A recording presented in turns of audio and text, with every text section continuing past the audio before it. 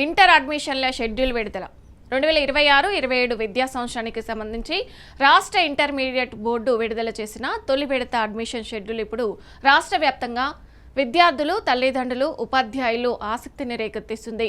10వ తరగతి పూర్తి చేసుకుని ఉన్నత విద్య వైపు అడుగులు వేయబోతున్న విద్యార్థులకు ఇది ఎంతో కీలకమైన దశ.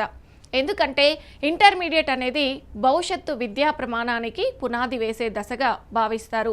ఇక ఈ నేపథ్యంలో రాష్ట్ర ఇంటర్ బోర్డు కార్యదర్శి అభిలాష అభినవ్ 2026-27 విద్యా సంవత్సరానికి సంబంధించిన 2 సంవత్సరాల ఇంటర్మీడియట్ జనరల్ మరియు వొకేషనల్ కోర్సుల అడ్మిషన్ షెడ్యూల్ను అధికారికంగా ప్రకటించారు.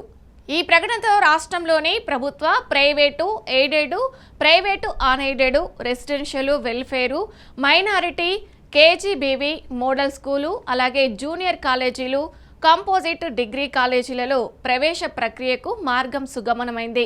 బోర్డు విడుదల చేసిన షెడ్యూల్ ప్రకారం మే 8వ తేదీ నుంచి తొలి విడత అడ్మిషన్లు ప్రారంభం కానుండగా జూన్ 1వ తేదీ నుంచి ఇంటర్ ఫస్ట్ ఇయర్ తరగతులు ప్రారంభం కానున్నాయి. ఈ నిర్ణయం విద్యార్థులకు సమయపాలన ఎంత ముఖ్యమో మరోసారి గుర్తు చేసింది. చాలా మంది విద్యార్థులు 10వ తరగతి ఫలితాల తర్వాత ఏ కోర్సు ఎంచుకోవాలి, ఏ కాలేజీలో చేరాలి, జనరల్ కోర్సా లేక వొకేషనల్ కోర్సా అనే ఆలోచనలో ఉంటారు. అయితే ఇప్పుడు ఇంటర్ బోర్డు స్పష్టమైన షెడ్యూల్ ప్రకటించడం వల్ల వారికి ఒక స్పష్టత లభించింది. ఇంటర్మీడియట్లో తీసుకునే నిర్ణయం భవిష్యత్తులో డిగ్రీ, ప్రొఫెషనల్ కోర్సులు, ఉద్యోగ అవకాశాల వరకు ప్రభావం చూపుతుంది. అందుకే విద్యార్థులు తమ ఆసక్తి, సామర్థ్యం, భవిష్యత్తు లక్ష్యాలను దృష్టిలో ఉంచుకొని సరైన కోర్సును ఎంచుకోవాలి.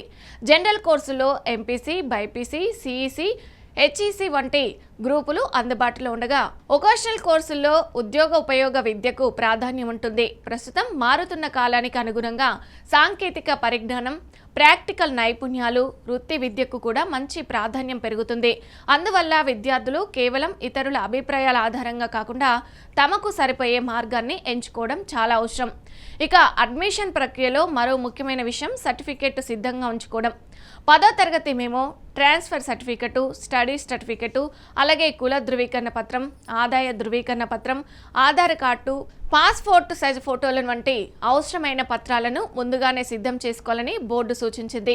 ప్రతి ఏడాది చివరి నిమిషంలో సర్టిఫికెట్ల కోసం తిరగడం, కాలేజీల వద్ద గందరగోళం, ఫీజు చెల్లింపులో ఆలస్యం, సీట్లు నిండిపోవడం వంటి సమస్యలు తలెత్తుతుంటాయి. ఈసారి అలాంటి ఇబ్బందులు లేకుండా ముందస్తు ప్రణాళికతో అడ్మిషన్ పూర్తి చేసుకోవాలని అధికారులు సూచిస్తున్నారు. జూన్ 1 నుంచి తరగతులు ప్రారంభం కానుండడంతో ఆలస్యంగా చేరిన విద్యార్థులు ప్రారంభ పాఠాలు కోల్పోయే అవకాశం ఉంటుంది.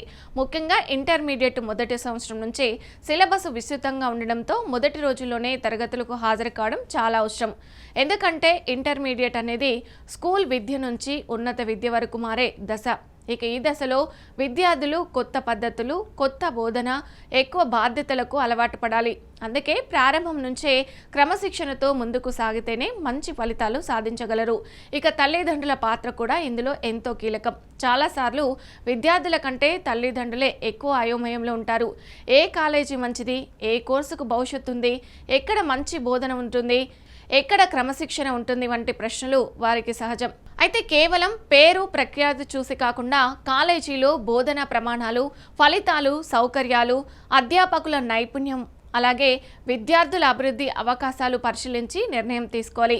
ముఖ్యంగా గ్రామీణ ప్రాంతాల విద్యార్థులు, ఆర్థికంగా వెనుకబడిన కుటుంబాల విద్యార్థులకు ప్రభుత్వ, వెల్ఫేరు, రెసిడెన్షియల్, మైనారిటీ, కేజీబీవీ వంటి సంస్థలు మంచి అవకాశాలను అందిస్తున్నాయి. ఇక ఈ అవకాశాలను సద్వినియోగం చేసుకుంటే ఎంతోమంది విద్యార్థులు ఉన్నత స్థాయికి చేరుకోవచ్చు.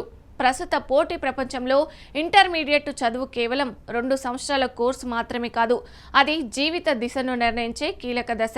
డాక్టర్ కావాలనుకునే విద్యార్థికి బైపీసీ, ఇంజనీర్ కావాలనుకునే విద్యార్థికి ఎంపీసీ, సివిల్స్ లేదా కామర్స్ రంగంలో ముందుకు వెళ్ళాలనుకునే వారికి సిఈసీ, అలాగే హెచ్ఈసీ వంటి గ్రూపులు ఎంతో ఉపయోగపడతాయి.